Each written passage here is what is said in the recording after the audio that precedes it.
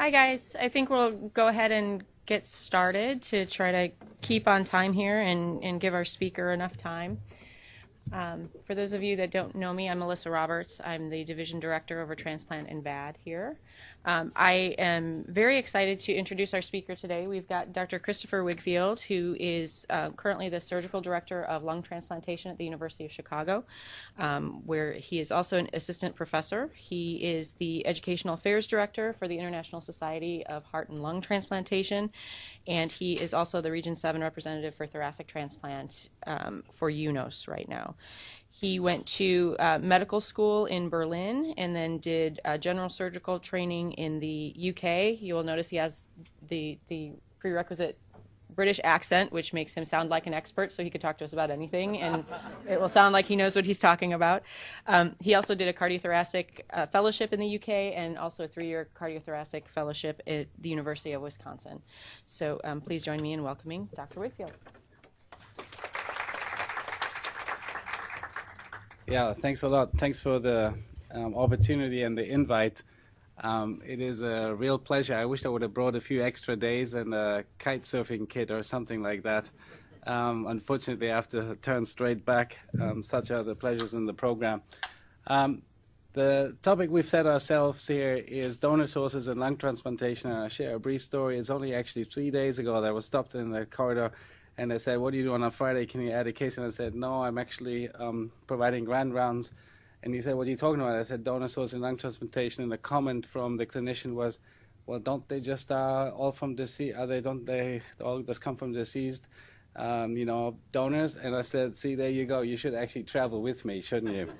So after all that preparation, please forgive me for any typos that are in there. I tend to do all my slides myself. So I have a couple of potential conflicts. They're not financial, but they are in there somewhere because I am a safety committee officer for the novel trial, which is the ex vivo lung trial. Although that doesn't put me in a financial interest, I certainly have some inside information that is relevant to the presentation.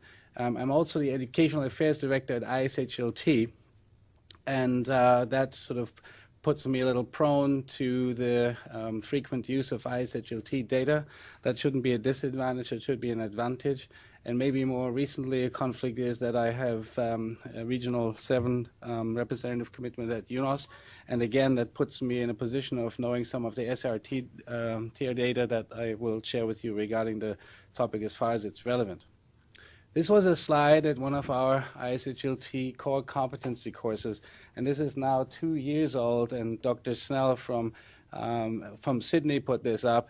And of course, he thought he was cracking a joke, and I was sitting there seriously thinking where we're heading with this. And you will see the relevance of this later down the line, I hope. Here's our problem. Our problem is that we have patients waiting, and we don't have less patients waiting. Unfortunately, that was a blip in here when the new LAS system was introduced. We have more patients waiting every year. And this is for the various diagnoses groups. You see this is not really reducing. There was a reduction, and we know that it's because of LAS systems caused a certain weighting in the severity of disease status is a transient thing. We need more donors. And we also have patients dying on the waiting list, which this exemplifies. It goes up for the various diagnosis groups, and we have to get smart on how we solve this problem. So here's the learning objectives for what I have to offer. We first have to really look at our limitations for lung transplantation, and I'll do that hopefully fairly succinctly. Then we'll identify what actual sources do we have. They all, of course, at this point in time have to come from humans from one way or the other. Then we understand a little bit more about the utility of such tools as ex vivo lung perfusion and try to put that into context. And in order to do that, really, we need to have a bit of a clearer understanding to differentiate ideal lungs that most centers would like to have for all their recipients from the extended criteria donor lungs that we more and more have to engage in using for our recipients with the potential costs or risks that are involved. And we want to really also go back to what constitutes this entity of donor lung related injury that we buy into when we accept such donors.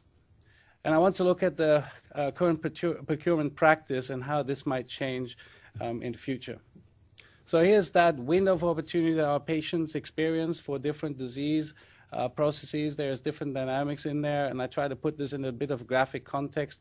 We all know how quickly IPF patients can deteriorate before we say papillom. They were listed last week, and now they're coming in, and we have to find a donor, right? We also have CF patients where we know they get recurrent exacerbations, and similarly, maybe less dramatically so, they are in this window of opportunity, and then before we know it, they're deconditioned and too bad. COPD is more on a sort of continuous progression in this path, and we know that they can have bad dynamics, especially where I come from with bad winters when they're out there. You might have a little bit more stability here, but clearly these all have a limited time frame in which we can achieve transplantation, and we need donors not only up in numbers, but we need them at the right time. So this is the trajectory internationally taken from ISHLT data. It's up and up and up. These are numbers of reported transplants worldwide that admittedly won't have all transplants in them because it's only what we can capture in that registry, but we're talking about 4,000 per annum, and it's not showing any signs of plateauing anywhere soon. So we're way off from our reality that we'd like to have individualized donor options for them. And it's aggravated really by the fact that we are trying to be selfish. We're trying for our patients not to share and take an increasing proportion of double lung transplants, which we know or think at least works better for the vast majority of these. And you see that the actual number of single lung transplants has stayed the same despite the massive increases. So the proportion of double lung transplants is going up every year internationally. So that's true to the different diagnoses groups, and we know this has to be the case for the obligatory bilateral sequentials. We know over the years that really for pulmonary hypertension, bilateral sequentials is the way to go, and we need 2 lungs for most of our recipients. Ironically, when you look at US data, the SRTR, we actually plateaued. We're looking at all lung transplants in waiting list candidates here. We've achieved this level, and if anything, it's sloping slightly down. It's better for some of the age groups and some of the diagnosis groups in consequence to LAS scoring, but unfortunately, this should really be going upwards over time, and it's not. And that's a limitation due to donors. So I'm not going to talk about all the complexity that we have in recipients. You folks are all fully aware of that. I'm first flashing this to say we have multiple factors to consider in the recipient phase and in the acute recovery phase, and we're all familiar that this is not a perfect science, even if you have the perfect donor, but I'll leave it at that. And when we look at them in the middle of the night and we get these patients in, this is what we're confronted with, and we know that over the last decade or so, we've massively improved outcomes from a surgical and a critical care point of view. We can do amazing things now, and we need the donors available to get there, to get this actually on the scene. So the first-year mortality is clearly determined mostly by the primary graft dysfunction rate that is in here. And in the first 30 days, this is, of course, a massive impact to our survivors. And who survives the first 30 often survives the first year. And unfortunately, attrition rate is still the same over many years. This is not comparing years. This is comparing single versus bilateral, but the attrition rate has stayed pretty much the same over the years. So if we want to make an impact now, we need to get our recipients through more safely earlier on. And a lot of that is also determined by the types of donors that we accept. So then let's look at that problem a little bit more in detail. There is an ongoing, continued, protracted donor shortage, especially for lungs. It is true in other organ systems, but in lungs, we know that it comes out of this pool of the deceased donors, which is maxed at about 8,000 that UNOS knows about every year. The standard criteria pool of that percentage is getting less every year, it seems, and more we need to rely on extended criteria norms for the direct transplantation. And still our mortality is up in several OPOs. It tops the 30% mark, and we have not been able to impact our primary graft dysfunction rate, which is still 2 out of 10 in our recipient. And it's probably related to the fact that we're accepting more and more extended criteria donors. It's just a logical consequence, although it's difficult to prove. And the ISHLT data puts out multifactorial reasons for primary graft dysfunction, and we still haven't got a full grip on that. We still know also there's long-term problems irrespective of our donor source, and BOS remains a long-term survival issue for us. But it is clear that we have to impact the actual shortage with looking at all aspects of donation that we can get to. And this is important in terms of, if I go back briefly here, we thought that we were getting more and more lungs out of donors, but that was 2008 data, and if you look at 2012, it's actually a downturn, and several programs have seen that as a consequence in their local procurement rates and in their actual transplant rates, and that's a very concerning fact. It's not actually replicated in international data. In the US, despite concerted activities from UNOS and other centers, this is a reality we're facing now. This is, of course, on the background of the epidemiology that goes into it, because this is what we had a lot of donors on in the past. Motor vehicle accidents, CVAs, these patients now get rescued and improved. They don't turn into donors as frequently as they used to. And so that's explaining to some extent why standard criteria donors and the extended criteria donor numbers might be down for us, when we know that for lung transplants, we're only getting 1 out of 5 of those that are turning into donors for some organ system or another. On top of that, we still have logistic issues because not all states have the same deceased donor lung donation rate. That is, of the donors that are there, we're not getting the same percentage of donors. And some have clear logistic and geographical issues, and others have less easily explained reasons for this to be the case. And I'm not going to talk about those issues. They have to be resolved on a completely different level. So let's look a little more at this STR data for deceased donors, lung donation. Young donors we take. That's a no-brainer.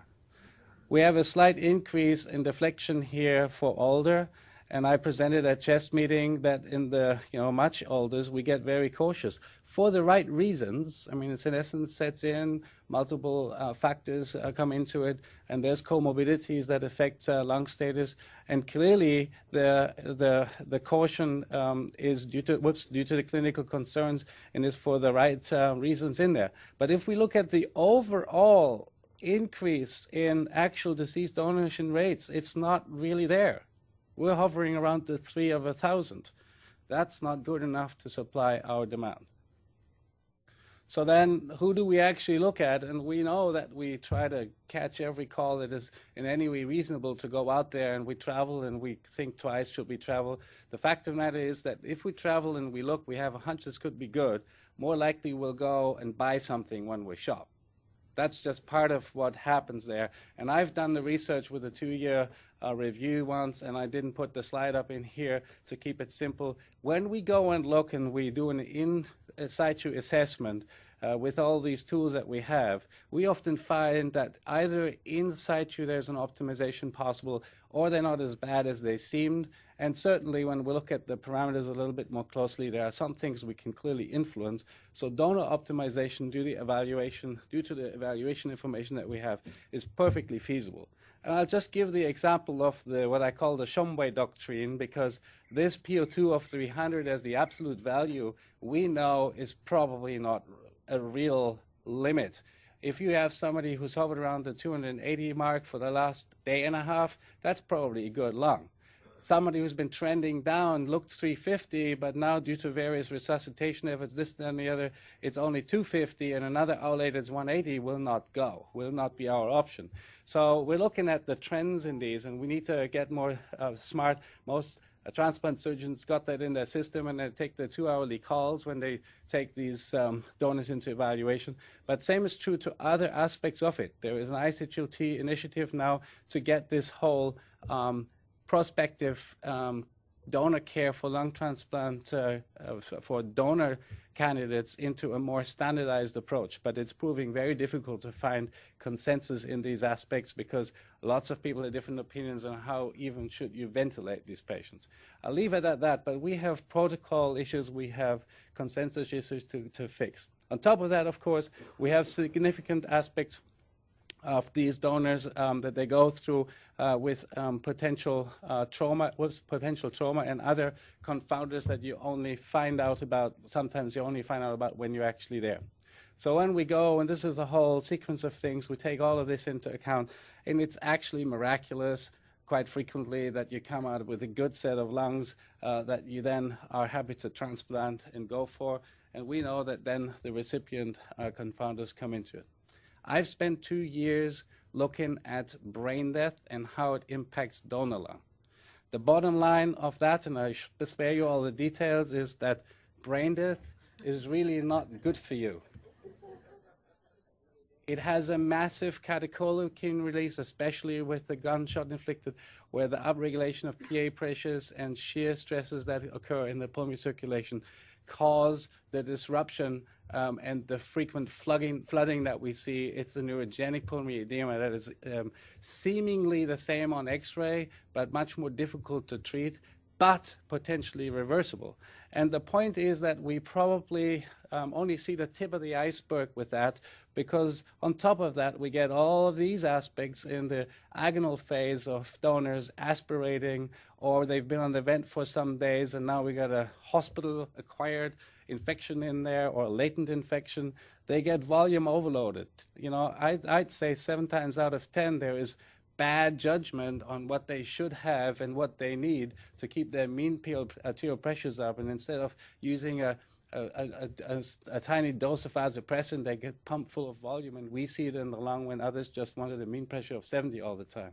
Of course, there might have been trauma leading to the event and so forth. There's a whole number of aspects that sort of feed into this donor lung injury complexity, and then on top of it, we're going to give them a mandatory phase of ischemia, and we just discussed in the conversation that it may not be the worst part of it all, but clearly in the procurement, the best efforts, the best procurement and lung paraplegia, lung plegia is not going to be sufficient to correct any of this, and it's a static hypothermic means of just bridging it to the transplant. So there must be more to it. On top of that, of course, we have this intense dynamics when we're in the OR. The multi-organ procurement realities, this is getting tougher, not easier. There's never the same 2 people in there. And if you suddenly bring a new confounder in that you want to do something special with the lung, everybody is easily upset unless you have your best diplomatic skills on board when you be on the phone. You know what I'm talking about, right? So this goes a long way. And then we get the research in that is the more extended criteria donors we try to optimize in vivo, and the more of these extended criteria donors that have one or more of the criteria not present for the standard criteria, we have a diminishing margin of safety. And my friend Phil put that together when I was in Newcastle. Increasingly, these will then be in that gray zone and won't do. The primary graft dysfunction rate goes up. They stay longer in ICU. They have a longer a length of stay in hospital. And can we do them? Yes, we can, but it comes at a price. I'll leave it there for that, but really what we need to convince our colleagues in multi-organ donation is what you do is not just for all the organs and mean arterial pressure. You have to think, if you treat lungs right and you have good O2s and you have good overall care of the donor, you should get more lungs out of it in return, and more and safer procurement for other organ systems. This is still not really fully penetrating into procuring systems, despite Ken Wood when he put that editorial in the New England Journal many years ago. And here's one of the ways to think of it.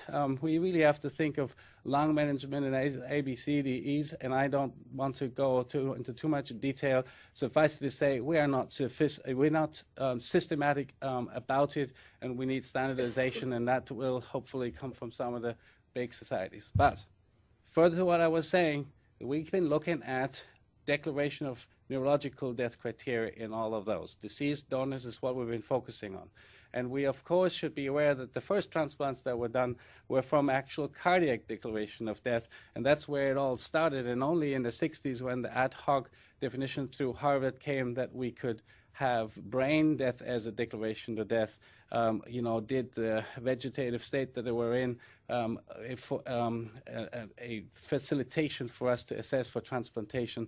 And we now have to rethink what other sources there are, and that's including the DCD population. And this is a big opportunity, especially in the US.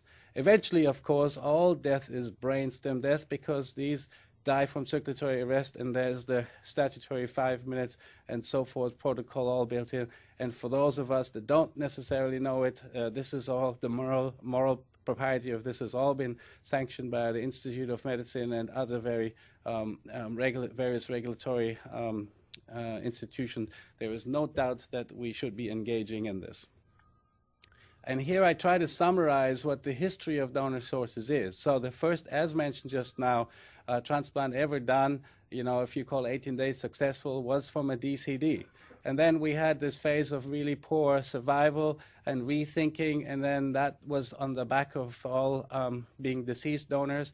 And some units, of course, had to reconsider because of the donor shortage other opportunities. And at UW, I was fortunate to have the experience as a fellow with DCD being a very viable opportunity, and several other units have done since then. There are some, of course, who have built on living donor. I'm not going to go into that in too much detail because it's really only for a select few under the right circumstances, and Dr. Stans pushed out a long way out in California, and then Dr. Dati in Japan, but it remains a viable option only for a very small group of, say, cystic fibrosis patients with the right situations.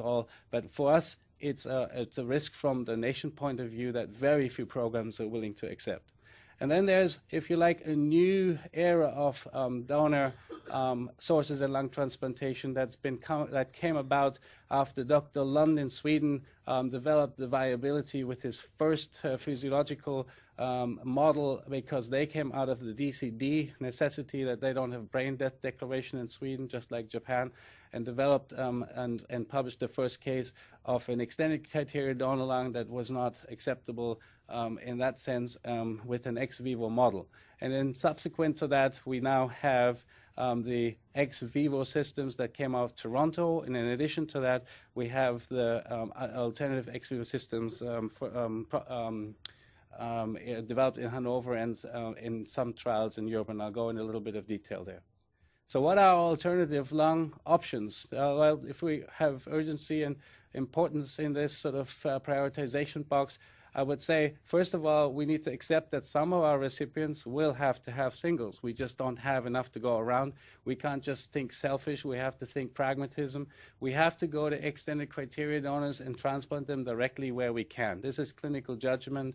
That's the only way. I brought the numbers up in Chicago by effectively tripled the numbers within 16 months because I simply engaged on this. I didn't even go to DCD, although I wished this would be part of our scheme yet.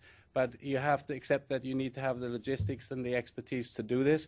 And I'm absolutely, convinced this is the way forward in the next big phase. So we haven't even engaged in any of the complexity of ex vivo or the marginal DCDs going ex vivo, which is clearly our next in terms of urgency because the tools for that are there.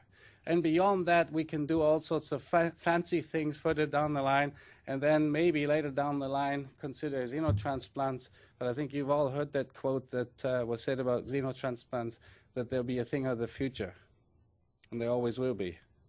I think we've all heard that because there's just so many barriers right in there, and there is something about bioartificial lungs that I'll mention that may well supersede the xenotransplants very swiftly.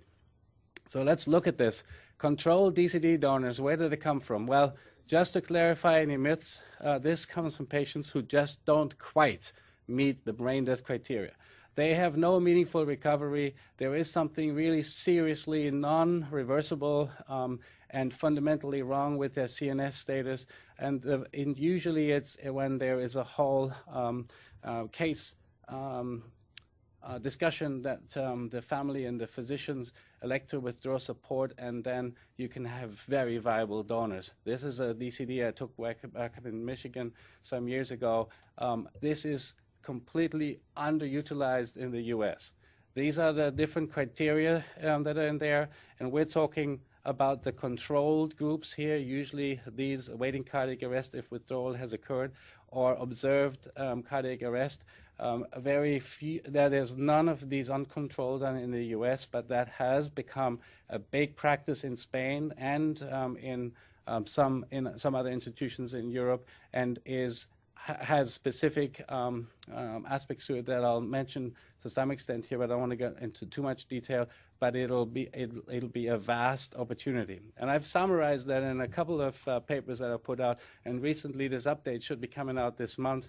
I just want you to attention to focus on this specific aspect here. The Category 1 could potentially a massive increase, but has poor risk profiling in it because we just don't know when they're literally scooped up from the road if this is in the legislative for a particular country, when they're brought in, what their background is. In Spain, they've engaged in this, and they had initially a fairly high primary graft dysfunction rate, but they have now utilized ex vivo systems to optimize these, buys them a little bit time also to get some risk profiling in, and it may well be that that's a subgroup where the ex vivo approach has a particular attraction to optimize this.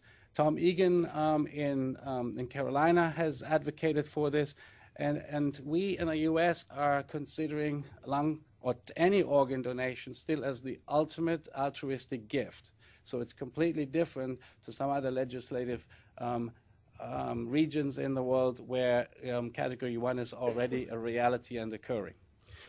We are mostly in Category 3 here, and I estimate, looking at the UNOS data, what we could achieve is up to a 30% expansion, real expansion of our donors, not utilization of the existing donors, but truly additional donors from DCD if we would engage and have our systems ready and have protocolized setups, because of a whole number of reasons.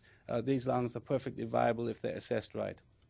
And we can have very good risk assessment in those patients because they've been inpatients. We just have to overcome those logistic issues. And yes, we will travel in vain on a number of those because those donors don't always progress. They don't always go swimmingly, and we just have to disengage. But if it's a bonus because it's in addition to what we have, I would advocate that that's definitely worthwhile going to.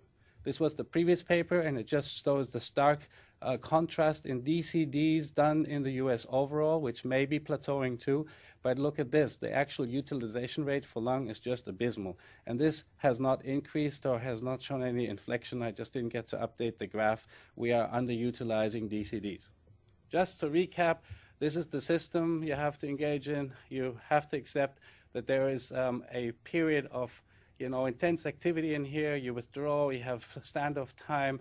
When the arrest occurs, you have standoff time here. This is the actual time you have to let brain death, so to speak, occur, although you don't prove it. And then you want this to be within 30 minutes of this warm ischemic time to have a tolerable risk scenario. We've done up to 90 minutes in there, and several other groups internationally have pushed this a lot further. The international average is at 34 minutes, so you have to get it done. And then you have the same procurement principles that you had with other standard or extended criteria donors. It is perfectly feasible and has been proven in many regions, including Australia. And if Australia can harvest lungs in Perth and fly them to the other end of their continent from DCD donors, we sure enough should be able to do that too. And they have proven in their collaborative paper that came out of American Journal of Transplantation that this is the way forward to expand, to truly get additional donors. This is the summary of the data, and they've now more than doubled that experience. And the good news is not that they only have very comparable survival results. The really nice thing here was that the grade 3 primary graft dysfunction rate was down. And 8.3% replicated exactly what we saw in the University of Wisconsin experience at 8.5%. And the International ISHLT registry data for DCD has replicated that number yet again. Mind the International Society of Heart Lung Transplantation is pooled data from the existing cohorts that is in there, so it's bound to replicate some of this. But it is, again, a massive improvement over our accepted 2 out of 10 primary graft dysfunction rate we all kind of come to expect. The boss Grading for this is still out, the jury for this, because of course we want longer follow-up. They've got some of these patients follow-up for 5 years, but there is a diminishing number in actual patients that they followed, so that I wouldn't rely on that too heavily. But it looks promising. It does not look like it's worse for sure. So these are the preliminary outcomes. They're most certainly very satisfactory. The question we have to ask, why have we not engaged in this? Some proponents say it's also logistics and we have to get our head around these. And some others say that it's a different type of DCDs that we see in the US. That remains to be seen, but it's certainly an area that we have to engage in to increase our procurement rates overall, and certainly to actually expand the donors. So what are future directions? Clearly, there's progress to be made on both sides, donor and recipient, as I pointed out. But then there's this big in-between time, the ex vivo phase that we all hear about so much these days. Now, if these are ideal criteria, we don't have any of those lungs. I don't think I've seen one of these in the last 2 years. You know, and when they come about, there is that other center that has an LAS score of 94 and takes them straight off you, right? As I have done last week, 2 of other centers, because that's the only time you see these lungs now, right? So then the reality is we must have an option, we discussed this here, to bring this into our urgency to have an ex vivo approach to these and get these optimized. Now, this reminded me of an old philosophical dilemma, if you like. This is not the philosopher Hobson, but actually just a horse dealer who lived near Cambridge many years ago, made a fortune by basically fooling people into thinking that they had a free choice. And basically he was flogging horses, and he said you can buy any horse as long as it's the one that is nearest to the barn door. Well, how much of a choice is that, right? That's not a choice. And what that man effectively understood was that he was reducing the selection out of his genetic pool that he had there, right? So basically, it was a random pick. You got whatever horse it is, and basically you had a bad deal if it just happened to be a sick horse that was right next to the barn door. Now, that's true. You get a bad deal out of it, and you don't really have a true choice. It's a take-it-or-leave-it situation, unless there is a way to make that horse better, right? Train it, fix it, you know, get it to the vets and sort it out. And that's what we're looking at with lungs that are extended criteria donor. If we can get to the position that we have at least some of the reversible injuries that are there, to optimize those lungs. I'm not suggesting at this stage that we can fix all infections or that we have bad contusion and make it go away. We certainly won't in 6 hours perfusion time, but we certainly can assess whether the ischemia in that particular lung has done enough damage, or whether some of the edema that is there from volume overload is reversible in that time period. And I'll explain why. So here's the whole science behind it. I won't bore you with the details, but it is doable. Some of this edema that is in there is clearly reversible. We can treat it in patients from 1 hour to the next if we do it right, and we certainly don't have all the systemic issues we have to deal with if we only have the lung allograft on a rig and perfuse it. So low-grade contusion also, and resolving aspiration could be treatable with anti-inflammatories, or at least we could assess it and rule out that this lung is just not good enough to be transplanted when we previously might have thought. So we're getting into assessment mode, and that is the whole stage that we're in right now. I've summarized in this slide all the trials that are ongoing right now, and suffice it to say, they're all good perspective with the right intentions set out. The objectives vary somewhat. I'd like to point out that, for example, the ASPIRE trial is really a transport active perfusion like pumping kidneys trial, not an ex vivo normothermia reassessment trial. It's a slightly different objective in there. And then the enrollment has been variable, and different targets been set. They will take some time to come to full fruition, and we're looking at abstracts that are preliminary presentations, probably by ICHLT next year in April, but their endpoints also differ. So the point I'm making is there is a number of systems out there now that are not directly comparable, and we have to put that into the understanding when we try to critically appraise these options. The one that has come through for us and is now FDA HD, that is human device exemption regulated, has come out of the novel trial, the ex vivo system. And on the basis of the Toronto program results and the really quite visionary leadership there is another system. They provide service in Baltimore with a service Perfusix trial. I'm not going to go into too much detail of those because those are up and just starting. I will give you a little bit of background information from the novel trial because I have that information. So I'm not going to go into too much detail regarding the HELP trial. I'm sure you're all familiar with that New England Journal paper. Suffice it to say that there, after detailed consideration and prospective assessment, it came to about 23 donor lungs that underwent this 4-hour ex vivo perfusion, and 20 of those were then transplanted, and they are deemed additional. And when you read all this, this is all perfect. This is all really the right way forward. But I want to bring one caveat in there. Some other OPOs and transplant surgeons might have used some of those for direct transplant. That's been pointed out repeatedly, but still the way forward has been shown mostly for the assessment. And also what I pointed out earlier is the case here. You can sort the good from the not so good and at least avoid those going into recipients causing harm.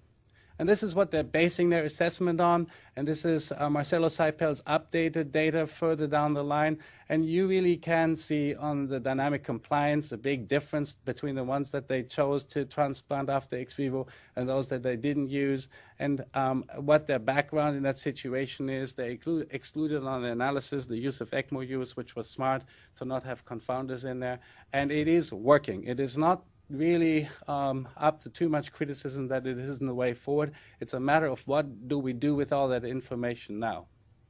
These were just to bring them up there, the inclusion and exclusion criteria, and the conclusion overall. The most important thing we need to understand is it's considered a diagnostic tool to increase the percentage of transplanted lungs. It was not initially conceived to optimize these lungs. It's just a diagnostic tool.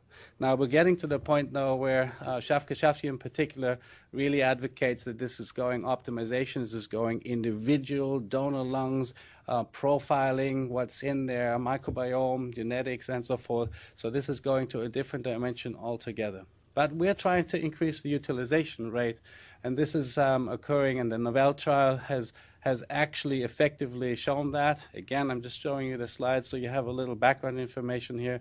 And 42 recipients were in there. And if we look at the additional rate, the Toronto group has stipulated about 80 to 86% in their update of the lungs that were perfused were transplanted.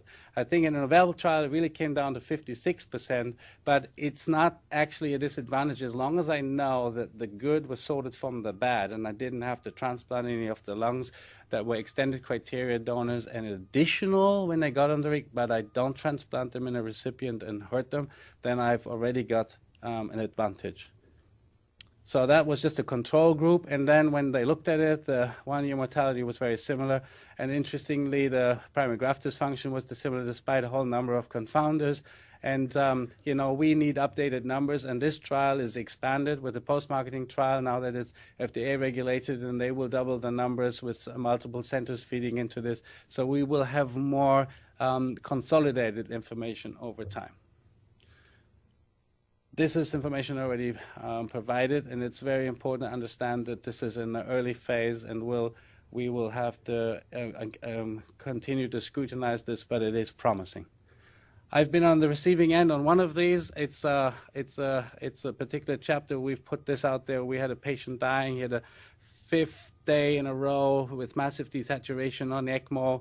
And, you know, it was actually because the gentleman's wife was a respiratory therapist in our hospital when I was at Loyola. I said, but can't you do one of those ex vivo things for him? And, you know, yes, we could if we had it here.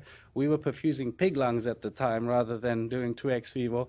And then one day it struck me that the x-ray that we saw of the donor was no better than his, but it was a 22-year-old lung up in Wisconsin. And this is what it looked like when I took it out. Now, my heart sank because I thought this is not going anywhere. and we had it all set up to go and had engaged with the team up in Toronto, and they accepted us as one of their lungs on their trial if we would get it up there. So we flew through storms to get it up there and put it on a system. This is the actual lung, and it was just unbelievable how within 4 hours this edema resolved to a large extent. We couldn't, of course, get rid of this hemorrhagic insult that is down here, and we've had some sputum in there that we had to deal with, but these lungs perked up to the extent that I was forever convinced this can be done. This is not a lung you would have ever in a month of Friday accepted for a recipient. It was only because of the system that we got this optimized. This is the ex vivo with the acellular perfusion. And we were actually watching hockey while this lung was optimized on the system. We would go back in there every now and so often, measure the compliance, do a bronchoscopy, make sure the temperature and perfusion was set right, and the fellows were running this. It was just a real revelation, and we were obliged to put that out as a case report. And the PO2s went from something like 50 in the recipient, despite ECMO, to 420 within 20 minutes after reperfusion. It's an incredible scenario. And so what do we do there? We're looking at the physiology, and really we have a whole number of things that we can evaluate, and I'm not going to go through all the details that you have. I try to do my own generic slide here for perfusion and ventilation just so that you have that there. There will be some metabolic limitations, and there will be some time limitations because 6 hours is not good enough to correct infection. We all know that. The Newcastle group has put a paper out with suprasystemic antibiotics in that phase. Well, if they're only in there for so long, they'll only do so much. They will also influence the microbiome and tilt it in a different direction. We don't quite know yet where the outcome for those are. But in addition to that, we have some real reconditioning options that we can go through. Now, this will increase the complexity, but the permutations of what we could do here are almost endless. And this is already happening, genomic characterization. I've got a research project coming my way now with a microbiome assessment in these lungs, and we can then start having a evidence-based lung transplant assessment, right? Evidence-based donor lung assessment, which we currently don't have. We have a clinically based. Here's just pointing out some more targets that are already in research projects around the place, and I've modified an old New England scheme for that. And this is one of them that's coming to fruition from the Toronto group with the pro-inflammatory versus the anti-inflammatory balance that you can influence. And I'll just flash the slide for your information. These are the three systems that are different that are out there right now. And there's closed systems with closed perfusion, mostly regarding the LA drainage, and open systems that have to be compared. Then there's blood being used and introduced in here, in trans OCS in the open system, whereas the ex vivo is an acellular solution. And you folks probably know most of this.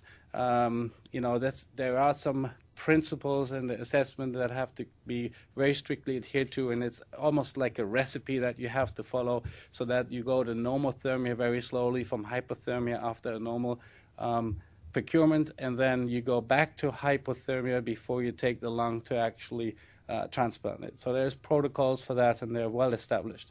In addition to that, there is a high oncotic pressure solution, high albumin, high dextrane. That is what's costing a lot of money because you need 6 or so of those. It's like 2 expensive drinks, but you have to engage in that because you do want the quality assured.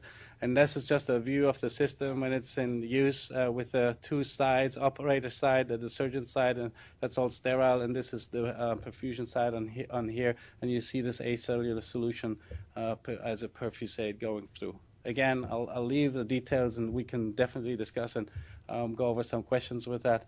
So what about the alternative to this altogether, where we stand with bioartificial lungs as a source for transplantation? And we are not that far off. There are some people out in Harvard, especially Dr. Ott, who's convinced he can provide us with this in about 8 years. I say 8 years because 2 years ago he told me 10. The update I see in the papers that he's publishing, he's going a long way. He has had rats live 2 weeks with this. Now, the principle is this, that you take a lung from a deceased donor, you basically scrub it down to the scaffold. You effectively infused solutions that take all cellular elements out, and it really does look like that. And you just end up with the basic scaffold that you then put into a bioreactor. It's basics. The basics of it it's on the basis of stem cell and pluripotent cells homing into the right aspects of the scaffolding. And this is what's shown here. So I call them the dead or the deceased donor lung. Then you have the scaffold of it. And then you actually recellularize. And I'm coining the term, you're reorganizing this lung. You make it an organ again. Currently, they're really working on a gas exchange. We know the lung has more than just gas exchange function, and we're a long way from that. They call it the transplanted piece, and really what they want is a functional, fully functional lung. And it has worked in vivo. But we still need a donor lung. We still need this process that is there. We have to understand a lot more of the extracellular matrix and homing in of stem cell principles, and all that is on investigation. So even if we had it in 10 or 15 years, it would be massive progress forward, because we can introduce the individualized, very genetically applicable medicine dimension for recipients. But we are currently looking at very incompletely organized and engineered lungs at best. But it is coming. I encourage you to read some of the publications. It reads right out of a novel. As opposed to the assist devices, they have kind of been there for some time, never completely fulfilled the promise.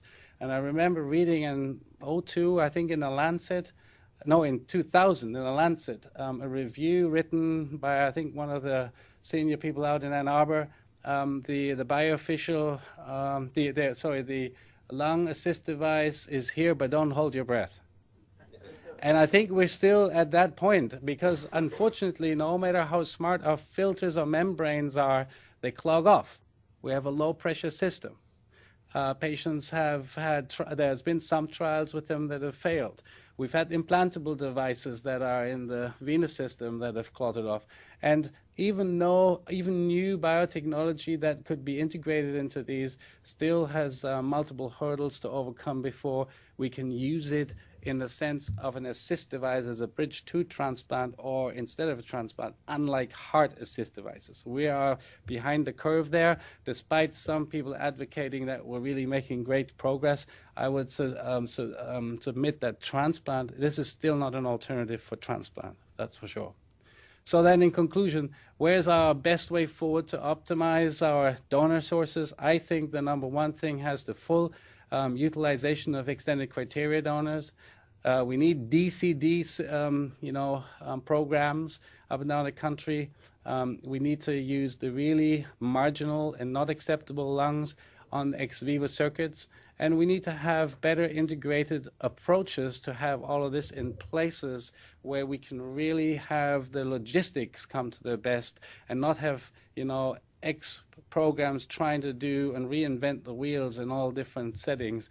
We really need to have this in the logistic solutions, and possibly also have donor centers that can start integrating such donor care for us, so that we really have a much better systems approach to it all together. I think I'll leave it there for now. Good.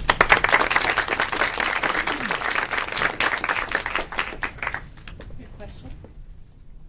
I do have Chris. Yeah.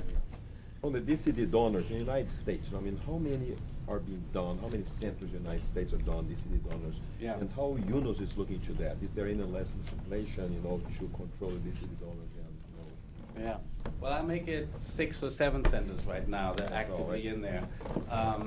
And I had asked David Mason from Cleveland to summarize the U.S. experience when we had an international DCD review at ICHLT just this last spring gone. Unfortunately, he only represented yet again the DCD experience at Cleveland. So I then asked the audience, and we had 5 or 6. So Columbia is doing some.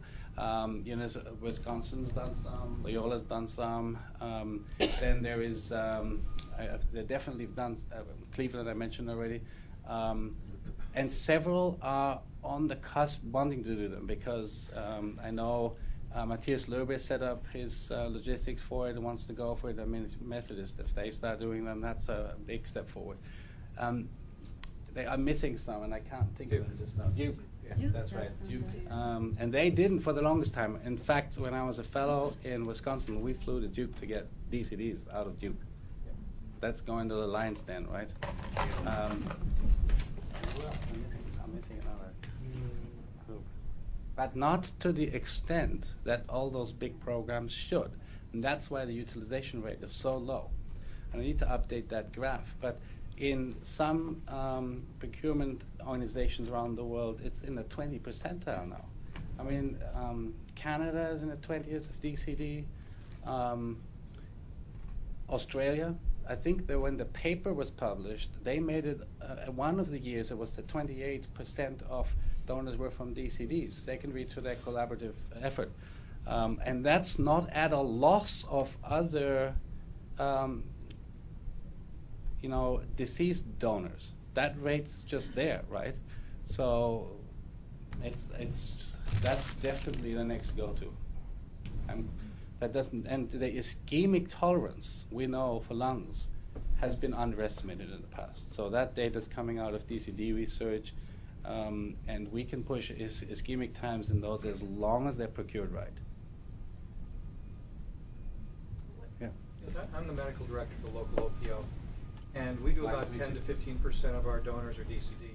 Don't do any lung DCDs. There you are. But I'm curious, part of the strategy for DCD is that they need to progress from extubation and turning off pressors to asystole within 30 to 60 minutes for the liver kidneys to Right. be utilized. We don't do anything to optimize lung function while we're with a DCD donor as we would with a brain dead donor. So how is the DCD lung evaluated? Right. You look at PF ratio, because we want the PF ratio to be as low as possible so they'll progress quicker. Sure. They will progress when they're neurologically not, that is, if you, I don't know whether you use the Wisconsin tool to predict the progression. So that's not because they suffocate. This is the neurologic version. They don't take their own breaths, right? What you need to do to optimize them or assess them first from a DCD is you do the standard criteria assessment, age, make sure there's no infiltrates, you get imaging, that they all would have done on a critical care unit anyway. The real key is the reintubation, because you want those lungs re-expanded. So 5-minute standoff, with the 34-minute is the actual average time that is really sort of transpired to be the practice rather than the real limit. We've done up to 60 minutes before the reintubation actually occurred. And then you want these lungs to be re-expanded, because the thing with that is not even the O2 going in there. The thing with that is you want the PA cannula in there and the flush perfusion going through, and you will not get that through unless the lung is expanded and is actually ventilated, because that's the only way to get some forward flow in there. And you want to vent your left atrium ASAP. You don't do anything else. You just get in there, get some heparin in and around after the and you do that manually. Then you get the perfusion cannula in there, and you would not believe how many times you get no conceptual understanding from an anesthesiologist in the middle of the night to reintubate those patients. So that's exactly what I was alluding to. You need those systems in place, you need those protocols in place. You need to engage in this multi-organ scenario at any time, but in a DCD in particular. So you have to have a huddle and set the game plan out. If a football team does it, we should, right? Do you see the ex vivo being used more on DCD donors than on regular, or you think that's... I think if DCDs are done right, you shouldn't need it. But if you get the DCD that was really promising, and you say, this is only 24, how come this is so wet now, right, in a DCD? Well, then that'll be the go-to, right? I think it'll be the minority of those, if you've got DCD done right. But for programs that's starting on DCD, if they already have an ex vivo system in place, it'll be a good backstop, because it'll defer that decision. If anything, it'll defer the decision of actually having to transplant the lung as it is. And there are some logistic things that cause a limitation. If you've never done a DCD and you go out there, it's stressful, And to get lungs out on those, very stressful, even for a cardiothoracic surgeon. If you don't have the helpers that understand what needs to be done here, you may come out with a lung that you think, this didn't perfuse right. And then you go to ex vivo and see what it does, right? I mean, I'm just thinking principles here. I'm not thinking costings. That is the expert over there for that sort of thing. But it is feasible. It's not only thinkable, it has been done. And I think the combination of all those things are the only way we can increase the utilization rate from various sources of lung donors.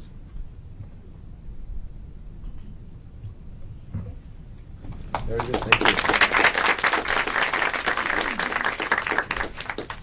Okay, we do also have Dan Martinelli, who is from Ex Vivo. But because he is from a vendor, I want to say very clearly, this is the end of the grand rounds. We do have a video that we can show, and he can provide information, but we do have to be clear from a conflict of interest standpoint that this is the end of the academic presentation. So, Dan, I don't know if you have anything, does anybody have any specific questions about the machine or the logistics for this type of thing, for the true expert in the